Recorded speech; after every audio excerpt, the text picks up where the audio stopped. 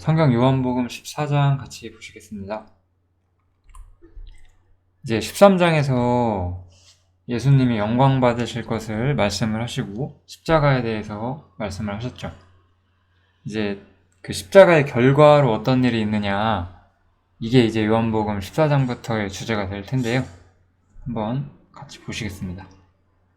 원래 이스라엘 민족은 이제 하나님께서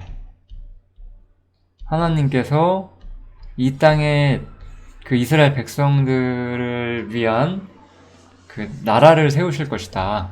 하나님께서 이 땅에서 한 나라를 세우실 것이다. 그것이 바로 이스라엘이 가진 소망이었어요. 이건 이제 사무엘 하에 나오는 내용인데, 그 선지자 나단이 다윗에게 해주는 말이죠. 내 수완이 차서 내 조상들과 함께 잘 때에 내가 내 몸에서 날 자식을 내 뒤에 세워 그 나라를 견고케 하리라. 이게 이제 이중적인 예언인데, 이 네 몸에서 날 자식을 내 뒤에 세워 나를 견고케 할 것이다. 저는 내 이름을 위하여 집을 건축할 것이요 나는 그 나라 위를 영원히 견고케 하리라. 우리가 여기까지 끊어서 보면 이게 이제 솔로몬을 예언하는 것처럼 보이거든요.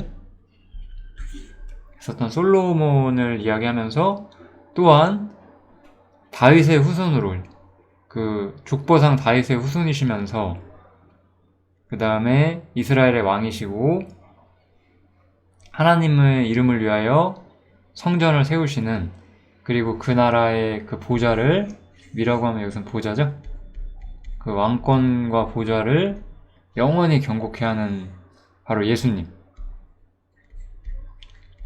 그러니까 다윗의 후손인, 이런 말씀 때문에 계속 이제 이스라엘 민족은 예수님을 다윗의 후손이라고도 불렀던 거예요. 그래서 예수님, 다윗의 후손인 예수님께서 이 땅에 하나님의 나라를 세워주실 거라는 것을 기대하고 있었어요. 우리가 이것이 원래 이스라엘의 기대와 소망이었다는 거를 생각을 한다면 이 십자가가 얼마나 다른 주제를 우리에게 펼쳐주고 있는지를 좀 생각해 보기가 쉽죠. 이제 요한복음 14장에서는 너희는 마음에 근심하지 말라. 하나님을 믿으니 또 나를 믿으라. 하나님을 믿는 것처럼 또한 주님을 믿으라고 말씀을 하시고 계세요. 왜냐하면 근심하지 말라고 하시는 거죠. 왜냐하면 예수님이 그 제자들을 떠나실 거거든요. 예수님이 십자가에 죽으시고 부활하신 후에 승천하시게 되면서 이 제자들과 함께하지 않게 되죠. 그렇지만 그것이 마음에 근심할 일은 아니다라고 이야기를 하는 거예요. 우리가 때로는 이런 말들을 할 때가 있어요. 예수님께서 내 옆에 계시면 나도 더 잘 살 수 있지 않을까. 그런데 우리는 예수님께서 육신을 입고 이 땅에 계신 것보다 더 커다란 복을 받았거든요. 그게 바로 이제 성령을 통해서 주어지는 복인데, 그 이야기가 요한복음 14장의 주제가 되는 거죠. 그래서 첫 번째로 예수님께서는 하늘로 가신다고 말씀하시면서 내 아버지 집에 거할 곳이 많도다. 그렇지 않으면 너희에게 일렀으리라. 이렇게 말씀하시면서 십자가의 결과로 예수님께서 하늘로 가시게 될 것이고, 하늘에 아버지의 집에 그 우리 성도들을 위한 처소를 예비하신다라고 말씀을 하시면서, 이 말씀이 얼마나 대단한 건가요? 왜냐하면 이스라엘은 지금까지 이 땅에 다윗의 후손을 통해서 하나님 나라가 세워진다는 걸 믿었는데, 여기서는 예수님께서 하늘 그 자체에 우리의 처소를 준비해 주신다는 말이 얼마나 더 커다란 축복이냐 이거죠. 이렇게 이런 일이 있을 수 있는 거는 십자가에서 예수님이 죽으셨고 하나님의 모든 영광을 성취하셨기 때문이겠죠. 아무튼 이렇게 십자가의 결과가 여기서 나타나고 있어요. 이제 예수님께서 하나님이 계신 그 하나님의 보좌에 함께 계시고 이제 성도들도 예수님과 함께 이 하나님의 보좌에 처소를 두고 살 수 있는 이게 바로 십자가의 결과예요. 그래서 이제 이 성도의 자리가 새롭게 드러나게 되는 거죠. 이스라엘과 비교했을 때요. 이스라엘은 이 땅에 하나님의 나라가 예루살렘을 중심으로 세워질 것을 기대하고 있었거든요. 이 일도 물론 성취될 거예요. 이 일은 이 일 나름대로 또 성취가 될 일이에요.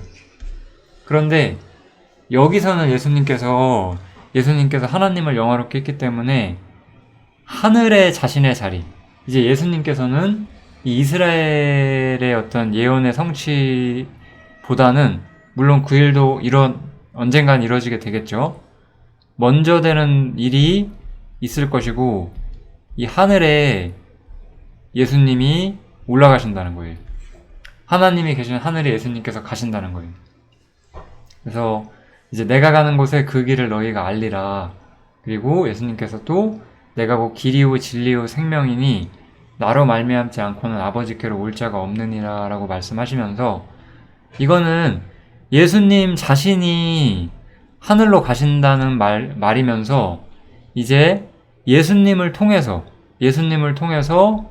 성도도 예수님을 통해서 하늘에 갈 수 있는 길이 열렸다라고 말씀하시는 거죠. 사람은 그것을 알 수 있는 방법도 없었고 그곳이 어떤 곳인지도 알 수가 없었어요. 사람에겐 그런 것들이 전혀 허락되어 있지 않았거든요. 그런데 이제 내가 가는 곳에 그 길을 너희가 알리라. 이게 좀 약간 한글 성경이 약간 애매한데 정확히 보면 이런 뜻이에요. 예수님이 가시는 곳과 그 가시는 길을 너희가 알 것이다 이런 뜻이거든요. 그래서 우리는 이제 예수님이 어디로 가시는지 예수님께서 하늘로 가신다는 것과 하늘에 가는 방법을 우리가 알게 되었다는 거죠. 어떻게 하늘로 가나요 우리가? 주님을 믿음으로써요. 주님 안에서 주님이 얻으신 모든 복을 힘입어서 우리가 하늘까지 나아가게 되잖아요. 그래서 여기서 예수님께서 길이요 진리요 생명이라고 말씀하신 것은 우리가 단지 죄 용서를 받는다든지 이 땅에 이스라엘이란 나라가 세워진다든지 하는 것보다 더 완전한 어떤 복음이 가진 복의 어떤 진면목을 좀 설명해주고 있는 거예요. 이 복음이 가진 진면목이라는 건 무엇이냐? 결국 예수님을 통해서 우리 그리스도인들 성도가 하늘에 함께 서게 된다는 뜻이죠. 이게 바로 여기 요한복음 14장에서 드러나게 되는 어떤 성도의 자리예요. 제가 여기 기록해 놓은 것처럼 하나님의 처소로 주님과 함께 들어가게 되는 거죠. 이거는 이제 에베소 2장이죠.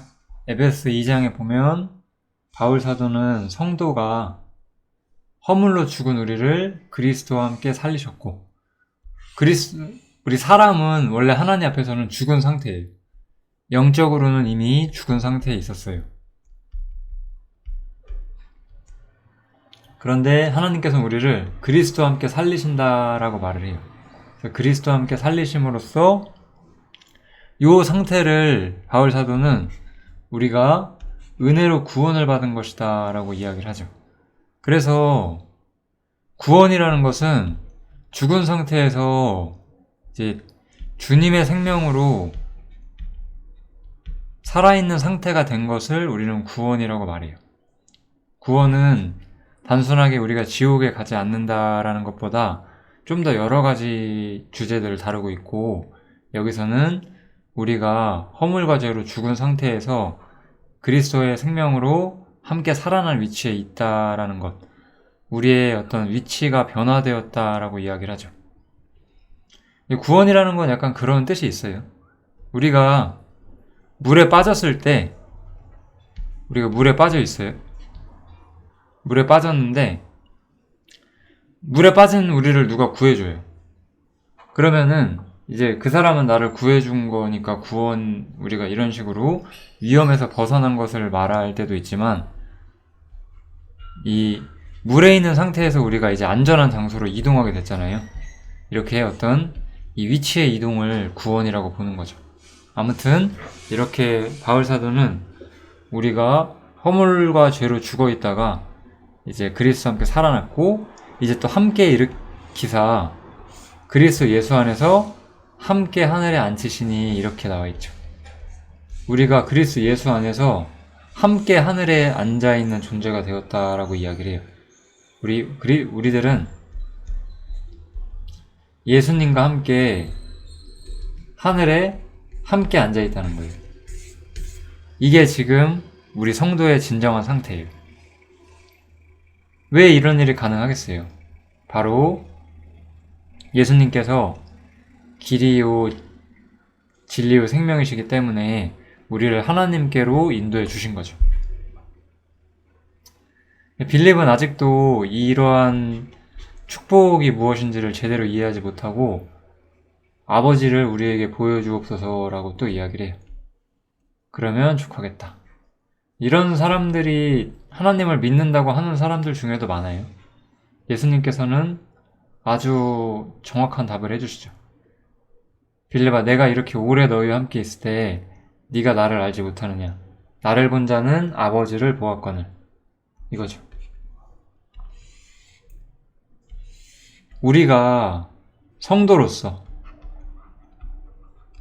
하나님의 사람이 죄인이었다가 이제 구원을 얻은 사람으로서 우리에게 필요한 하나님, 우리에게 필요한 하나님의 모습, 이 모든 것들이 어디 있나요?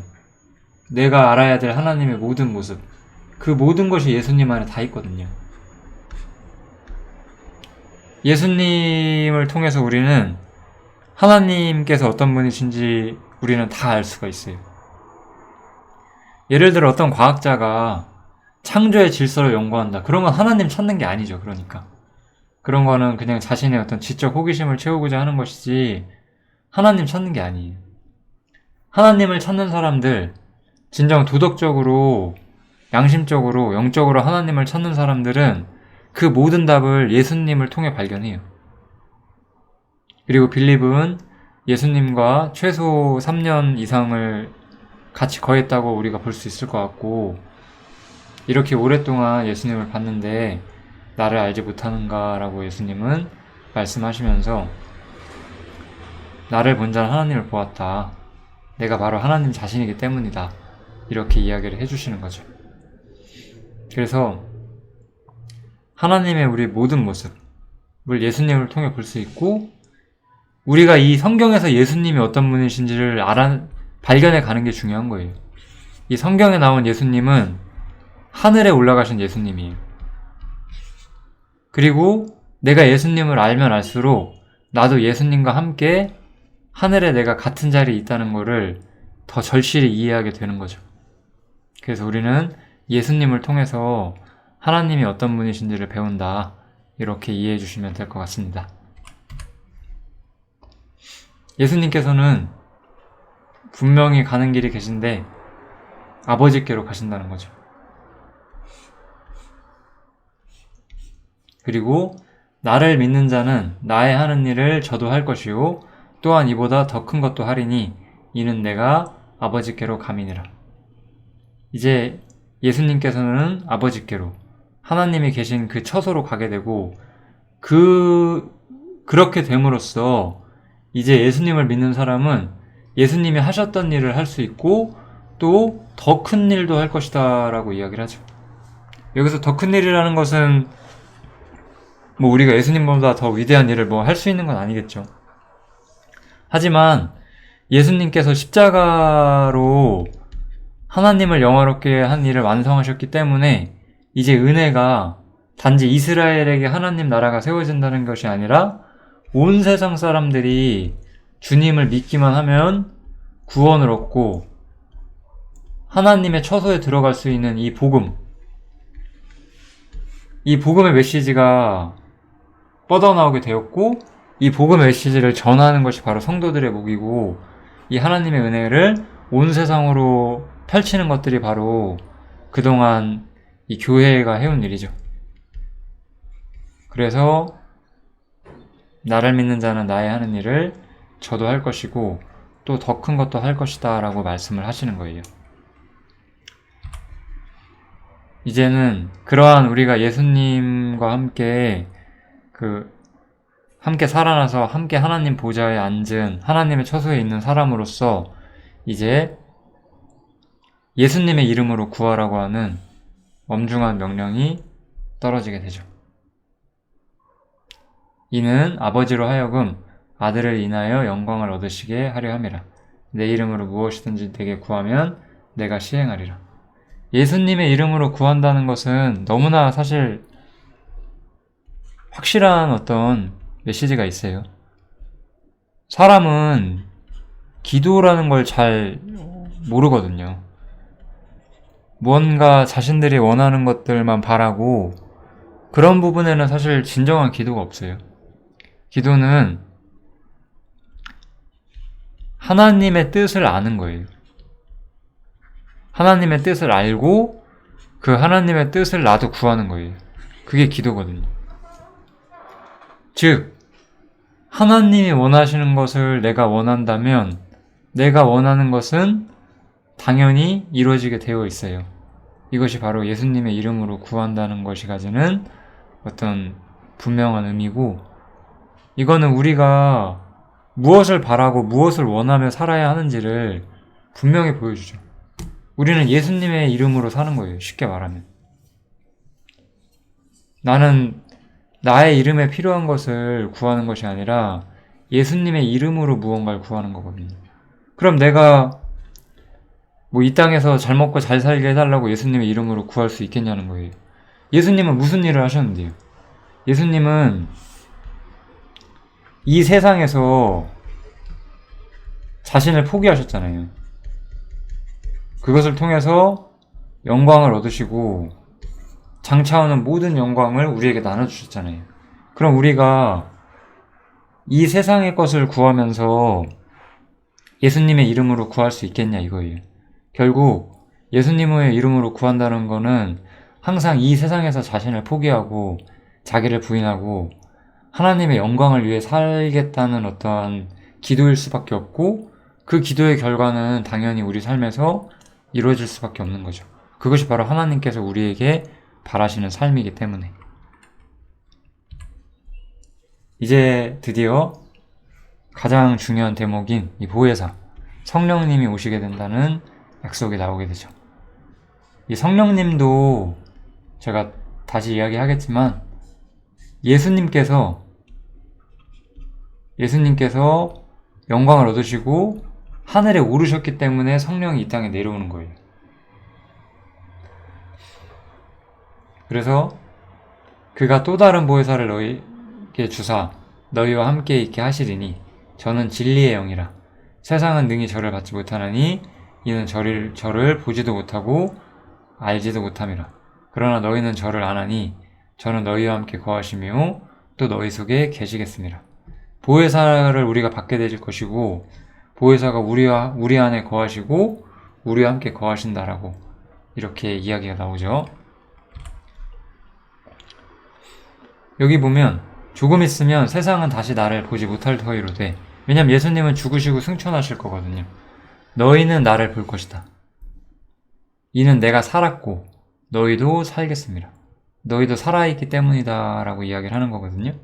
그러면 이 제자들의 입장에서 봤을 때 예수님이 승천하셨어요. 그리고 이제 성도들은 땅에 있잖아요. 예수님께서는 하늘에 계시고요. 그러면은 이 땅에 있는 사람들은 하늘에 있는 예수님을 볼 수가 없잖아요. 이 땅에 있는 사람들은 하늘에 계신 예수님을 볼 수가 없거든요. 그렇지만 우리는 볼 수 있다는 거예요. 왜냐하면 너희는 나를 볼 것이다 이렇게 말했잖아요. 왜냐하면 이는 내가 살았고 너희도 살겠습니다. 예수님은 지금 이 땅에, 지금 이 세상에 아담으로부터 지금까지 있었던 인간 중에 모든 인간은 다 죽어서 우리 눈에 보이지 않는 거잖아요. 근데 예수님은 죽지 않으셨어요. 죽지 않으셨고 살아있는 채로 하늘에 가셔서 지금 하늘에서 우리를 기다리고 계시거든요.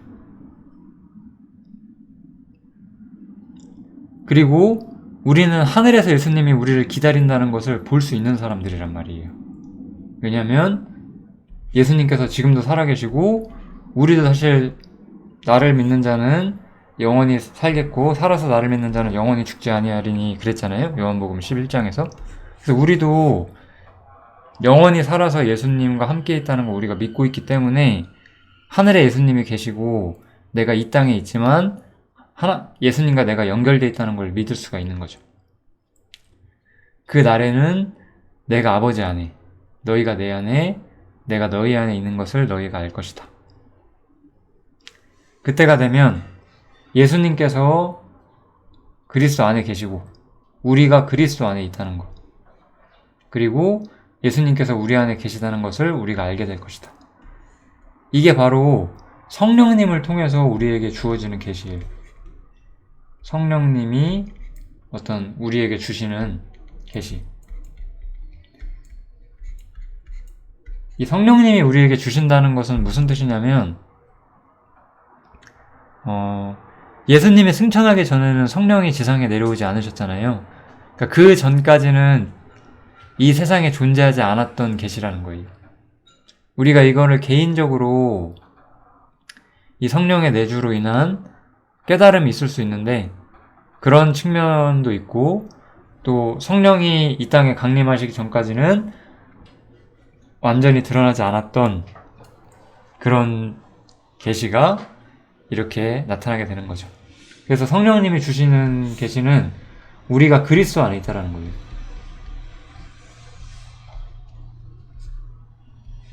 자신이 그리스도 안에 있다는 게 무엇인지를 정말로 이해할 때 이 신약 성경에서 말하는 복음이 거의 완전히 이해가 되실 거예요. 우리가 영적으로 해방을 모른다든지 뭐 연합의 진리 같은 것이 모호하다든지 이런 이유는 이 성령님께서 주시는 이 완전한 계시가 아직 보이지 않았기 때문이겠죠. 그건 예수님께서 영광을 얻으셨다는 것에 대해서 아직 뭔가 이해가 불충분할 수가 있어요. 이 주제는 우리가 어떻게 영광을 얻고 우리가 어떻게 하나님 앞에서 사느냐를 말하지 않고 예수님께서 어떠한 영광을 얻으셨고 그 영광의 결과가 어떤 것이냐를 성령님을 통해서 우리에게 가르치신다는 거예요. 저는 한 가지 좀 재미있는 예를 하나 들어드리고 싶은데 다윗이 그 왕위를 차지하고 왕위를 좀 뺏겼다가 다시 차지하게 되었을 때 그 무비보셋이라는 사람을 만나거든요. 이 무비보셋은 그 장애가 있었어요. 그 절름발이었어요. 그래서 걸을 수가 없는 사람이었어요. 그런데 이제 이 무비보셋이 요나단의 후손이거든요. 그래서 이 사울의 후손이기도 하죠. 즉 사울의 후손이면 다윗은 왕이잖아요. 무비보셋은 사울의 후손이니까 죄인이죠. 그래서 이 왕과 죄인은 이 왕은 심판자잖아요. 무비보셋은 단순한 죄인일 뿐만 아니라 어떤 점에서는 반역자의 후손이었죠.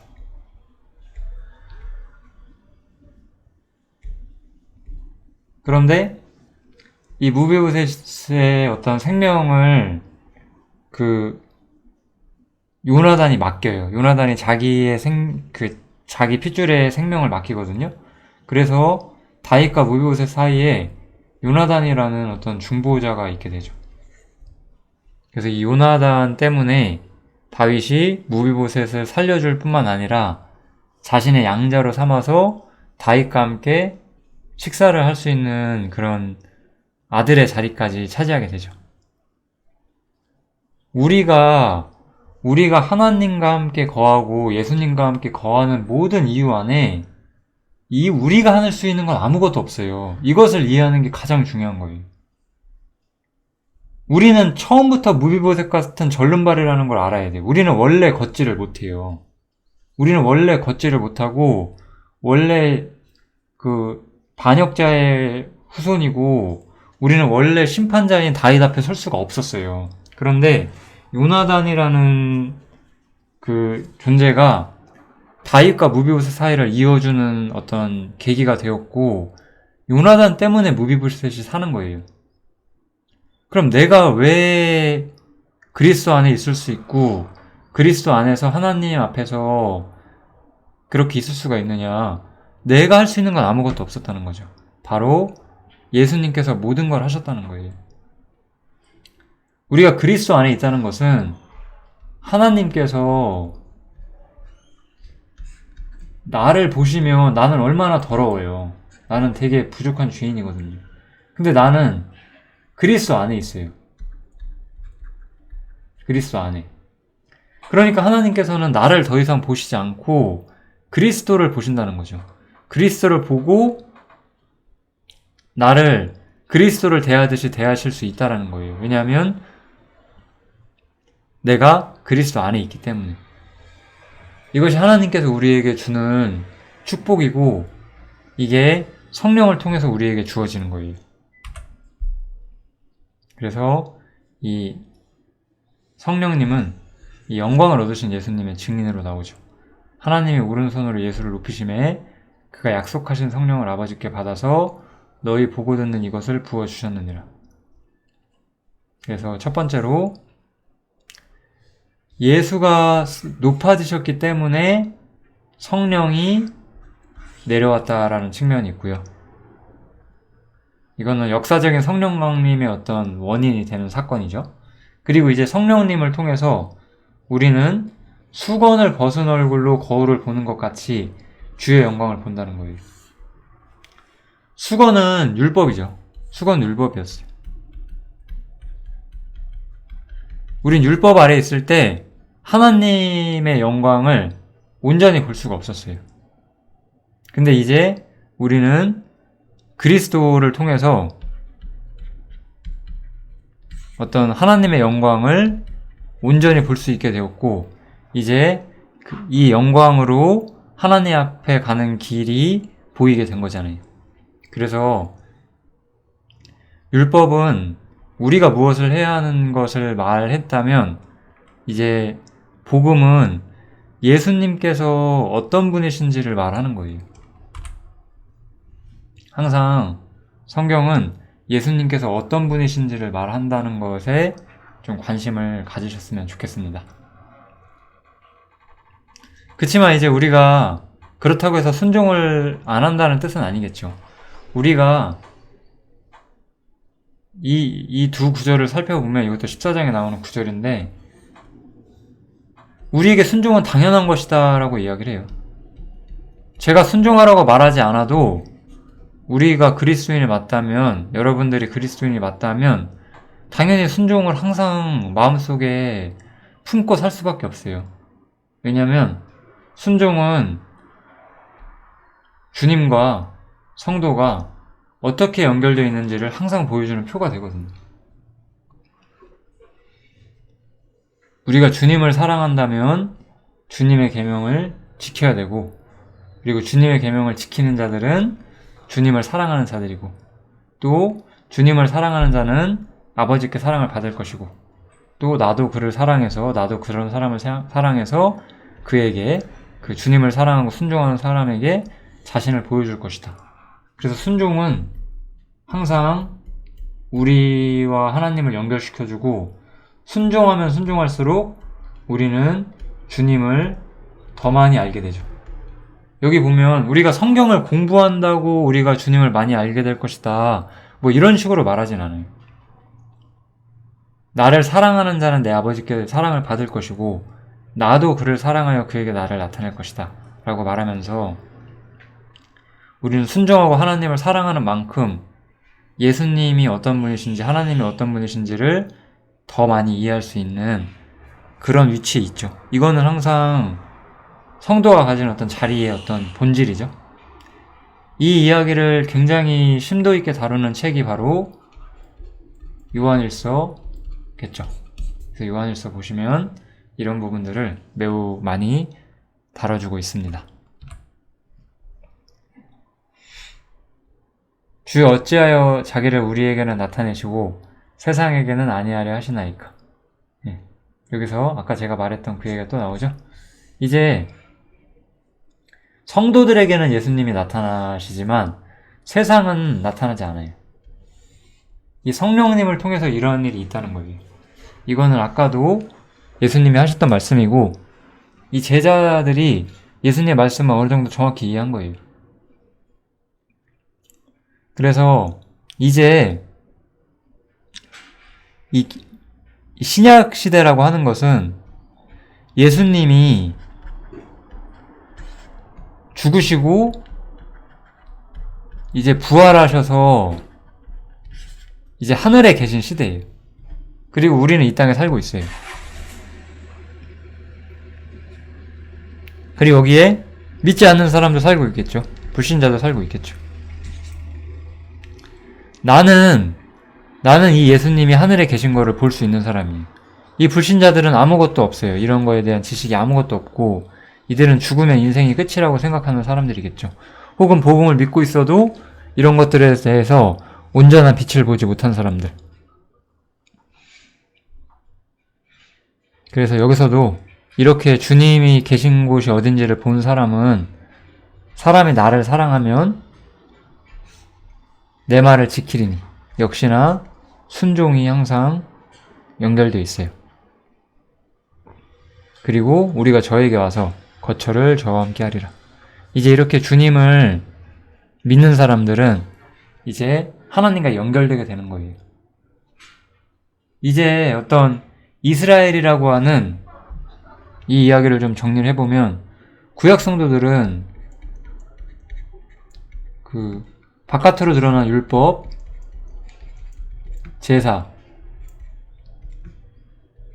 뭐 규례들 혹은 이제 국가라고 하는 어떤 체계 안에서 이렇게 하나님과 그 수건으로 눈을 가린 것 같이 그 연결되어 있었다면 이제 우리 그리스도인들은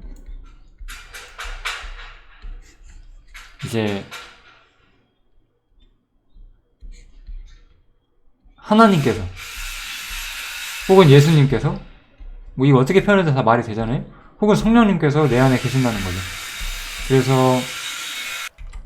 우리는 이제 하나님과 연합된 존재고 우리는 하나님께 혹은 성령님께 인도를 받는 그러한 사람들이 되었다라고 이야기를 해주는 거죠.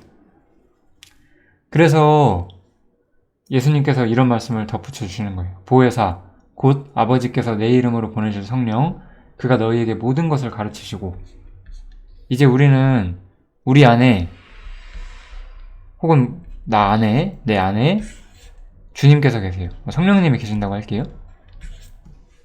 그가 너희에게 모든 것을 가르치시고 내가 너희에게 말한 모든 것을 생각나게 하시리라. 이거는 갈라디아서죠. 그래서 너희가 만일 성령의 인도하시는 바가 되면 율법 아래 있지 아니하리라 라고 말했어요. 이제 우리는 주님과 연결된 사람이고 우리는 이 땅에 있지만 우리는 여전히 이 땅에 살아요. 나는 여전히 지금 땅에 살고 있어요. 그렇지만 성령님께서 내 안에 계시고 성령님은 저기 하늘에 계신 예수님을 나에게 증거해줘요. 그러면 내가 이 땅에 눈을 두려고 할 때 성령님은 근심하실 수밖에 없어요. 이런 것들을 통해서 우리의 양심에 호소하는 성령님의 능력을 통해서 그분의 지도를 통해서 우리가 모든 걸 배우는 거예요. 우리는 구약 성도같이 율법을 엄중하게 지키지 않아도 율법 아래 있는 사람보다 훨씬 더 선명한 어떤 선악에 대한 지혜를 가질 수가 있다는 거예요. 우리 한번 사사기를 예로 한번 들어보시죠. 사사기를 보면 이들은 율법을 알고 있는 사람들이었지만 엉망으로 살잖아요. 단순히 율법을 보유하고 있다는 것만으로는 사람이 올바로 살 수가 없다는 거예요. 근데 이제 우리는 우리 안에 보혜사 성령님이 계시고 그 성령님께서는 예수님께서 하늘에 계신 분이시고 하늘에 계시기 위해서 어떻게 이 땅에서 사셨는지를 나에게 계속해서 보여주고 계시고 그것이 내가 어떻게 살아야 될지를 가르쳐 준다는 거예요. 우리가 이렇게 예를 들어 교육 이야기를 할 때 아이들은 부모의 행동을 담는다 이런 말들을 좀 관습적으로 쓰잖아요. 어느 정도는 그것이 맞는 말일 수도 있고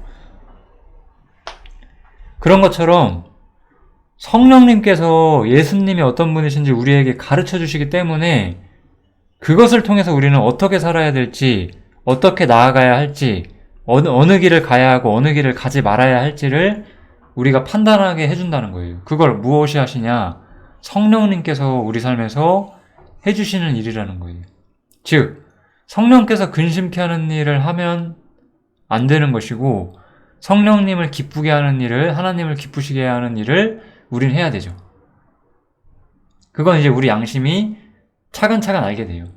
여기서 이제 제가 들었던 참 많은 질문 중에 하나는 어떻게 성령님이 우리의 삶을 인도하시는지 우리가 어떻게 아냐?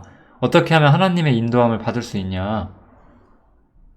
하나님께 인도하는 방법이나 규칙을 알려달라. 이게 참 사람의 어리석음이죠. 또 규칙을 알려달라고 하죠. 그게 아니라고요. 규칙이 되는 게 아니라 성령님을 통해서 알게 되는 하나님과 예수님의 마음이 내 삶의 규칙이 되는 거예요. 우리가 예를 들어 이렇게 결혼한 부부가 산다든지 혹은 자식이랑 이렇게 부모가 사는데 서로 질서를 정하면서 예를 들어 아침에는 딱 7시 반에 일어나서 정확히 8시까지 밥을 먹고 준비를 해서 이렇게 해야 된다. 저녁에는 이렇게 하고 이렇게 해야 되고 이렇게 해야 된다. 이런 규칙들로 그 가정생활이 이렇게 직장 생활이나 하다못해 직장에서도 그렇게까지 시간을 재서 하진 않잖아요. 그러니까 그런 걸로 이렇게 도배돼 있으면 얼마나 가정생활이 힘들겠어요. 우린 그런 게 아니라 내가 가장 잘 아는 우리의 가족들의 어떤 필요를 이해하고 그들이 바라는 것들을 이해하고 그런 것들을 헤아리려고 하고 그러면서 우리는 선을 베푸는 거잖아요. 그것처럼 성령님께서 주님에 대해서 우리한테 알려주시기 때문에 우리는 주님이 원하시는 거를 할 수 있는 사람들이 되었다는 거예요. 이거는 구약시대 때는 없었어요. 우리는 구약 성도들이 어떤 점에서 율법 아래 매여 있었다는 것을 분명히 알 수 있어요. 이들이 율법 아래 매였다는 것이 잘못 살았다는 뜻은 아니에요. 왜냐하면 이들은 이것이 이들에게 있었던 경륜이었어요. 근데 이제 우리는 아니죠. 우리는 영광 중에 계시는 예수님을 볼 수 있는 성령님을 받은 시대이기 때문에 모든 게 달라져 있죠.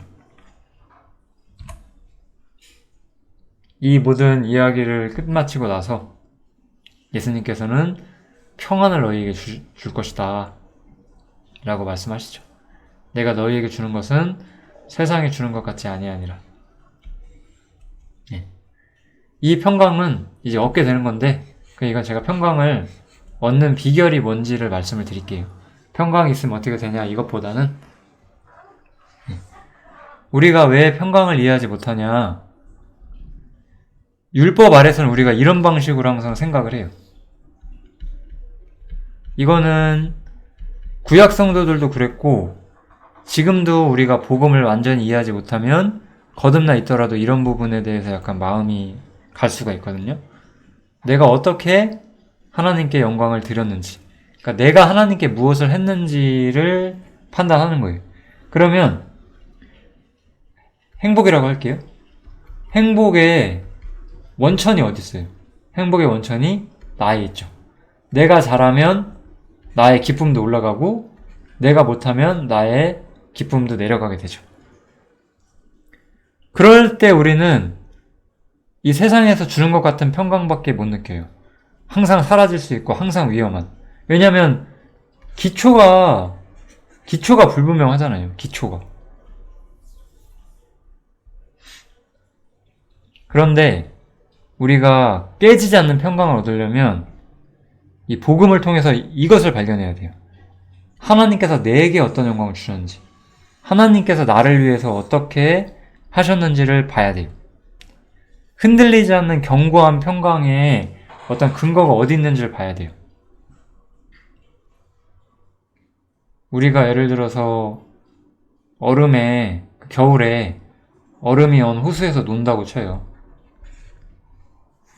그럼 내가 얼마나 썰매나 뭐 스케이트를 잘 타는지는 중요하지 않거든요.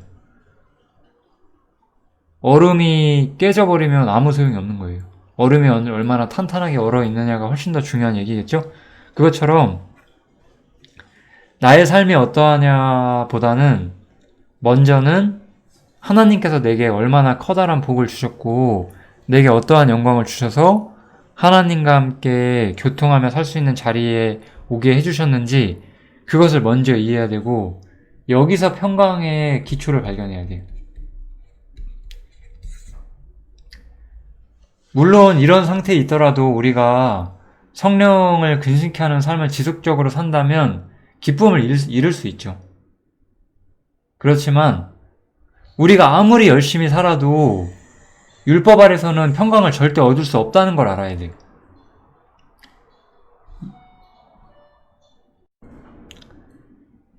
우리는 이 주님께서 내게 주신 것의 견고함을 통해서 기쁨과 평강을 얻고 이제 교제, 하나님과의 교제를 지속하기 위해서 계속해서 순종하고 내가 사랑하는 하나님, 내가 사랑하는 예수님이 어떤 분이신지를 더욱더욱 많이 배워가기 위해서 순종하며 사는 거겠죠. 순종을 통해서 내가 무슨 복을 받는다든지 상을 받는다든지 그런 게 아니에요. 우리는 약간 신앙생활 잘하면 상 받아야 되니까 그렇게 해야지 이런 식의 어떤 잘못된 관념에 빠지면 안 되고 이 교회라는 것이 어떤 곳인지를 잘 생각해 봐야 돼요. 교회는 하나님의 권속이에요. 우리가 지금 신약교회, 현대 개신교계에서 유행하는 그런 어떤 상 받는 신앙 같은 거는 굉장히 직장 같잖아요. 교회는 회사가 아니고 교회는 그러한 어떤 같은 목적을 가진 사람들이 모인 조직이 아니라고요. 교회는 물론 같이 해야 하는 목표가 있는 건 맞지만 교회의 근본은 하나님의 권속이라는 거예요. 하나님의 가족이라는 거죠.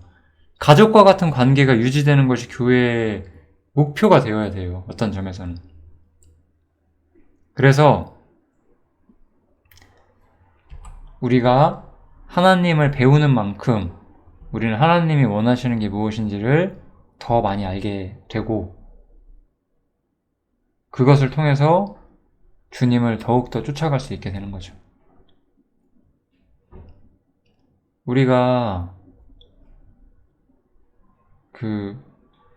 예를 들어 우리가 일반적인 어떤 집안을 보면 훨씬 더 부모님들이 가족 전체를 위하죠. 어린아이들은 자신만을 위하죠. 여러분들이 신앙이 얼마나 성장했는지를 제가 쉽게 알 수 있는 방법을 알려드릴게요. 교회가 얼마나 자신에게 소중한 것인지를 판단하시면 돼요. 보이지 않는 하나님을 내가 얼마나 사랑하느냐 이런 거는 나중 문제예요. 아주 쉽게 판단할 수 있는 방법은 교회가 내 삶에서 얼만큼 중요한 것인가를 이해하는 거예요. 우리가 하나님을 사랑하면 하나님께서 사랑하시는 것에 내 마음이 가는 거예요. 교회를 얼마나 사랑하는지를 우리가 판단을 해본다면은 우리가 하나님을 얼마나 많이 사랑하고 배워가고 있는지를 좀 판단해보는 쉬운 어떤 자기 점검표가 될 수가 있겠죠. 요한복음 14장은 이 정도 하면 될 것 같습니다. 굉장히 중요한 내용이기 때문에 많이 묵상해 주시면 감사하겠습니다. 여기서 마치겠습니다.